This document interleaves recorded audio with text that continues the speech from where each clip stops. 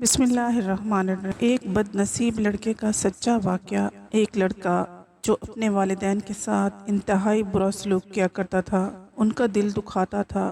اس لڑکے کے ساتھ کیا عبرتناک انجام ہوا۔ بہت عرصے سے یہ خاندان امریکہ کے ایک چھوٹے سے شہر میں رہ رہا تھا۔ یہ لڑکا اپنے ماں باپ کا اکلوتا بیٹا تھا۔ باپ کسی جگہ بہت معمولی سی نوکری کرتا تھا اور ماں بھی اپنے شوہر کے ساتھ رہنے کے لیے سخت محنت والی نوکری کر رہی تھی، صرف اس لیے کہ ان کا بیٹا کسی قابل بن سکے، کیونکہ وہ اس کو پڑھا لکھا کر بہت بڑا آدمی بنانا چاہتے تھے۔ کوئی ایسی فرمائش اس کی نہ رہی ہوگی جو اس کے والدین نے پوری نہ کی ہو۔ یہ بہت ضدی لڑکا تھا، پر یہ ناشکرا لڑکا تھا۔ اس نے کبھی اپنے والدین کا احسان نہیں مانا۔ بچپن میں تو اس نے انہیں بے انتہا تنگ کیا، لیکن جیسے جیسے بڑا ہو رہا تھا اس کی بدتمیزی اور گستاخیاں بڑھتی جا رہی تھی۔ پھر وہ دن آ گیا جب وہ پڑھ لکھ کر قابل بن گیا اور بہت اچھی جگہ اس کو نوکری مل گئی۔ والدین اس کو امید بھری نگاہوں سے دیکھ رہے تھے کہ اب ہماری محنت رنگ لائے گی، ہمارا بیٹا ہمیں بہت خوش رکھے گا، ہماری کی گئی محنت کا ہمیں صلہ دے گا۔ پر یہ ان کی سوچ تھی۔ ان کا بیٹا تو بچپن میں ہی اتنا نافرمان ضدی حرکتیں کرتا تھا، بہت سرکش تھا۔ بڑے ہو کر تو اس نے اپنا رنگ دکھانا شروع کر دیا۔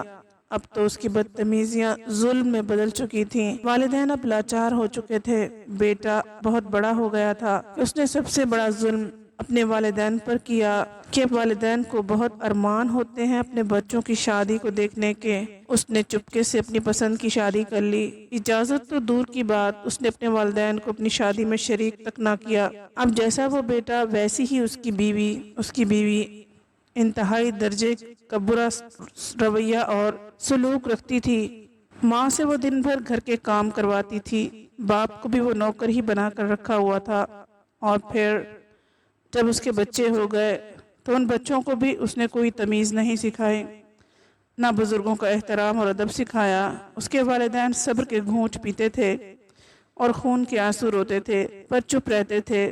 کبھی انہوں نے اللہ تعالیٰ سے کوئی شکوہ نہیں کیا، نہ کبھی اپنے بچوں کو بد دعا دی۔ ایک ظلم وہ کر چکا تھا اپنے والدین سے ان کا حق چھین کر، پر اب جو سب سے بڑا ظلم وہ کرنے جا رہا تھا اس سے تو عرش الہی کانپ جاتا ہے اپنی بیوی کے کہنے پر، کیونکہ اس کی بیوی سخت بیزار تھی اس کے والدین سے، اور وہ خود بھی سخت بیزاریت کا اظہار کرتا رہتا تھا۔ اس نے تیاری شروع کر دی، اپنے والدین کو اولڈ ایج ہوم بھیجنے کا فیصلہ کر لیا۔ اس لڑکے نے اپنے بوڑھے ماں باپ کو اولڈ ہوم بھیج دیا۔ یہ تک نہیں دیکھا کہ ان کے آنسو بہہ رہے ہیں، یہ تک نہیں دیکھا کہ ان کا دل کرچی کرچی ہو چکا ہے، لاکھوں کروڑوں ٹکڑے ہو چکے ہیں ان کے دل کے، اور یہ حق تک نہیں دیا کہ پوچھ سکے کہ بیٹا جس گھر میں ہم نے تیری پرورش کی، تجھے آج اتنا قابل انسان بنایا، محنت مزدوری کی تاکہ تو اچھے سے اچھا کما سکے، آج اس گھر میں ہمارا کوئی حق نہیں، تو ہمیں اس گھر سے نکال کر اپنی مرضی سے دوسری جگہ بھیج رہا ہے۔ پر وہ ڈوب چکا تھا اس نشے میں، جوانی اور دولت کے نشے میں، اور چاہتا تھا کہ ان کو اولڈ ایج ہوم بھیج دے۔ کیا قدرت اب خاموش رہتی؟ کیا اللہ تعالیٰ کی رحمت کو اب جوش نہ آتا کہ والدین اتنا ستائے جا رہے ہیں؟ ایک بچے کے عرش الہی کانپ گیا، اور وہ دن آ گیا جس دن اس کی شادی کی سالگرہ تھی۔ وہ بہت خوش تھا۔ وہ اپنی بیوی اور بچوں کے ساتھ کسی کام سے باہر جا رہا تھا۔ راستے میں اس کا اتنا خطرناک ایکسیڈنٹ ہوا کہ اس کی شکل تک نہیں پہچانی جا رہی تھی۔ وہ اس وقت موقع پر ہی مر گیا۔ اس کی بیوی کا صدمے سے برا حال تھا۔ والدین کو یہ خبر پہنچائی گئی، پر اب وہ کیا کر سکتے تھے؟ یہ تو تھا اس کا دنیا میں انجام، پر قبر میں اس کے ساتھ کیا ہوا؟ قبر اس کو قبول ہی نہیں کر رہی تھی۔ قبر تو یہ چاہتی ہی نہیں تھی کہ ایسا گنہگار، گناہ کبیرہ کرنے والا میرے اندر آئے۔ وہ بار بار اس کو باہر پھینک دیتی، جیسے تیسے کر کے اس کو دفنا دیا گیا۔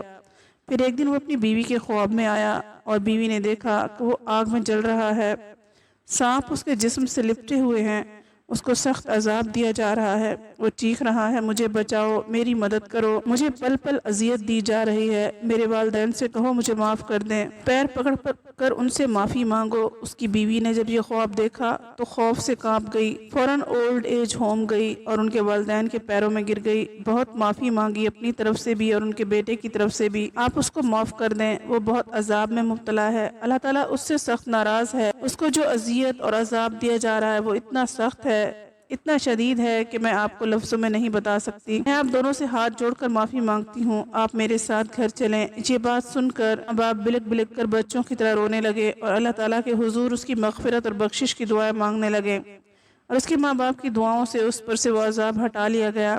دوستو، یہ کہانی ایک لڑکی اور ایک گھر کی نہیں بلکہ ہر گھر کی کہانی بنتی جا رہی ہے کہ والدین کے ساتھ بہت برا سلوک کیا جاتا ہے۔ اب اولڈ ہوم کی بڑھتی ہوئی تعداد دیکھ کر ہم اس بات کا بخوبی اندازہ لگا سکتے ہیں کہ بچے اپنے والدین سے کس حد تک بیزار ہو چکے ہیں کہ 10 بچوں کو والدین پال سکتے ہیں لیکن 10 بچے مل کر بھی اپنے والدین کو نہیں پال سکتے۔